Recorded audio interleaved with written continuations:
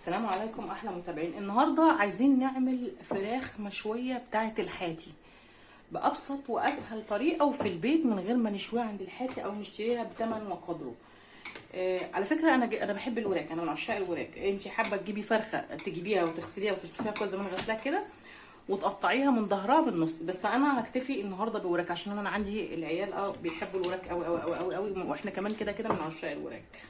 فانا غسلت الوراك دي وشطفتها وعصرتها بميه وملح وخل، لا مش خل يا ربي، بميه وسكر وشويه ملح، ودعكتها كويس قوي بالدقيق. وعاوزه اعمل الخليط اللي هبيته فيها عشان اشويها واعملها زي بتاعه الحاتي بالظبط. هعمل ايه؟ اول حاجه الخلاط زي ما انتم شايفين كده، شايفين الخلاط برمي فيه حبه ميه، مش مهم كتير، احنا كده كده هنكتره بعدين.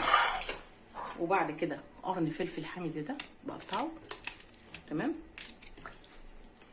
وبصلايه، هي بقى دي اهم حاجه في الموضوع، هي البصلايه اللي بتدي طعم الشوي تحفه.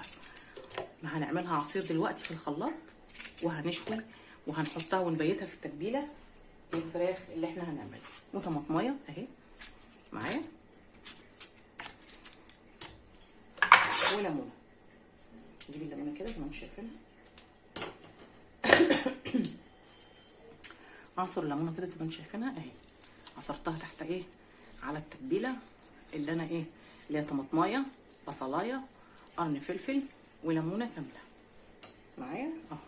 عصرت الليمونه دي هتفرق جامد في التتبيل معايا اهو. خلاص نيجي بقى على التوابل اللي احنا هنحطها للفراخ اللي هي هتتبل بيها، هنتبل بيها الفراخ اللي هنعملها زي فراخ الحاتي بالظبط. معلقه ملح وفلفل اسمر، ملح وكمون. انا دايما خلطه الملح والفلفل الاسمر على الكمون يا جماعه، اللي مش عايز يعمل الخطوه دي براحته يعملها، دي حاجه ايه اختياري ترجع لكم. ونص معلقه كبيره كده اهو، 7 بهارات، دي معلقه كبيره على فكره، نص 7 بهارات، وانزل كده في الخلاط تمام. واضرب بقى الخلاط ده ضربا مبرحا كده. بسم الله الرحمن الرحيم. استنى اظبط الخلاط لحسن ما ظبطوش كويس اهو. اضربه ضربا مبرحا. ده انا كده بعمل العصير اللي هبيت فيه الفراخ، اللي هنشوي الفراخ فيه بكره ان شاء الله كده في التتبيله في قلب الفرن. هنشويها في قلب الفرن في البيت احسن من بتاعه الحاتي، وزي بتاعه الحاتي جدا وانضف عشان انت شفاها وغسلاها وعاملاها في بيتك وعارفه انت عاملاها ازاي. جبت بقى الفراخ زي ما انت شايفه كده، جبت الفراخ اهي هنزلها فين في الحله دي كده عشان هرقبها تحت كده ايه بقيتهم بقى في التتبيله. بس بقى في حركه كده حابك تعمليها، ان انت تدي للورك شقه كده عشان التتبيل يخش فيه كده، شقه كده شقه كده، تمام كده التتبيل يخش ما بين ايه ما بين الجلد واللحم والعظم. تاخدي التوابل دي بس عشان ما تقعش مني اهو. تدي الورك كده تشقي كده، تشقي كده كمان شقه اهي. بسم الله. كده كده كده هنشويه، وعايزين كل التتبيل ده يخش جوه اللحم والعظم. اللي حابب يجيب فرخه بقى يا جماعه زي ما انا قلت لكم، يشطفها ويظبطها ويقطعها من ظهرها، من ظهر الفرخه مش من الصدر، تمام اهو. جبت على الورك التاني كده ورحت مهديله بقى ايه كمان شقه، علشان المفروض احطها على المرة بس عشان انا مش عايزاكم ايه عايزين تشوفوا بس اهي. وعيدي شقه كمان اهي في الورك، تمام. اديته شقه كده عشان ينزل ما بين اللحم كده ايه التتبيل، وعيدي شقه كمان، تمام. دي بقى قطعه زياده كده بالنسبه لي، انا شارياها كده ايه مع الوراك، بتبقى نص الورك من فوق تكمله ميزان اهي اهي. برده اديتها شقه وتمام تمام. وهنزل بقى بالايه بالعصير اللي انا عملته ده معايا. بسم الله الرحمن الرحيم. هبيته بقى ايه في التتبيله كده الحلوه الجميله دي، تدي احلى ريحه شوي. ولازم اكملها للاخر تبقى بايته التتبيله كلها وعايمه فيها شيء، بس عشان الكهرباء ما تكهربنيش معايا. بسم الله الرحمن الرحيم كده اهي. زي ما قلت لك كده قرن فلفل بصلايه طماطمايه. انا عاوز ميه تاني بس دي اول.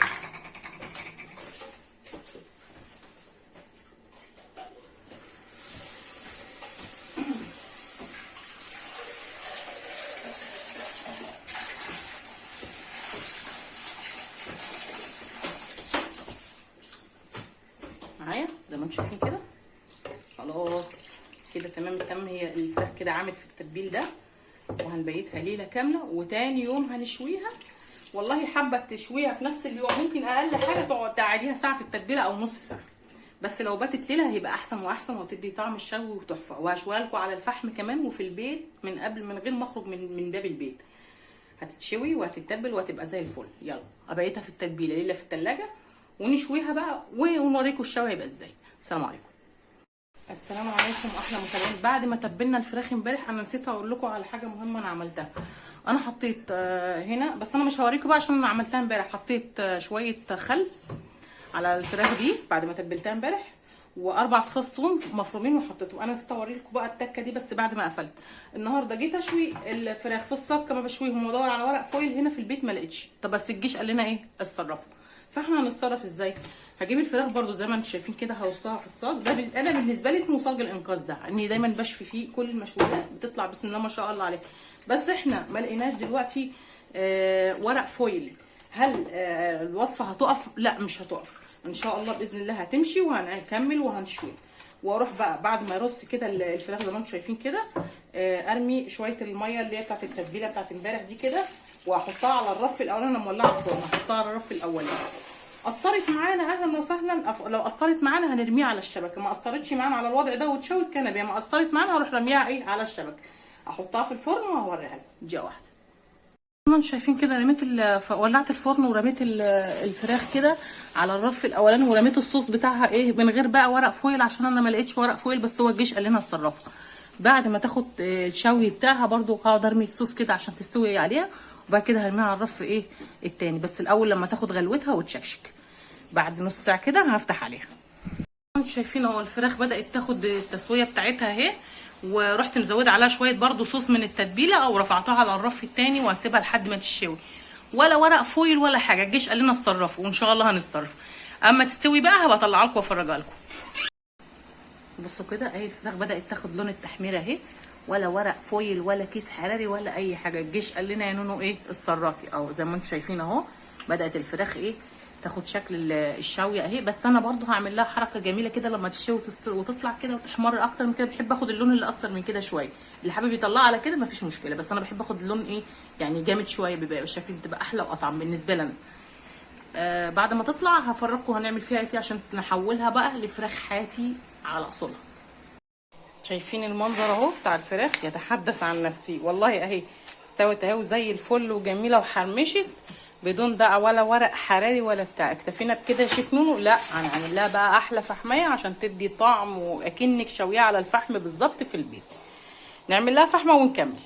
راجوا كده بقى على الفراخ، دقتها في الفاصل، مش عايزه اقول لكم على الطعامه والحلاوه، واطعم من المطعم كمان ومن عند الحاتم بتشتريها. ولعت لها فحمه كده، وهروح ايه اقصاها كده بالغطا. الفحمه باين عليها طفت، مش مشكله اعملها دي تاني اهي. ولعت لها فحمه كده، الفحمه اتطفت. شايفين كده الفحمه اللي انا ولعتها كده على الفراخ اهو. وهنزل بنقطه زيت كده صغيره عشان تعمل دخان، واروح كبسه كده بالغطا عشان تدي طعم الفراخ المشويه بالظبط على الفحم. مش عايزه اقول لكم في الفصل دقت بقى الفراخ بعد ما حطيت لها الفحمه، تحفه. يا رب تعجبكم ان شاء الله الطريقه دي وتسووها كده في البيت. ولا تقول بقى ب 250 الفرخه ولا 300 جنيه. اديني سويناها في البيت بابسط وكل الحاجات من البيت، كل الحاجات من البيت، طماطم فلفل بصل كل ده موجود في البيت، التوابل، وطلعنا احلى فراخ مشويه بتاعت حاتي تحفه وجميله. يلا اتفضلوا معانا بالهنا والشفا. السلام عليكم.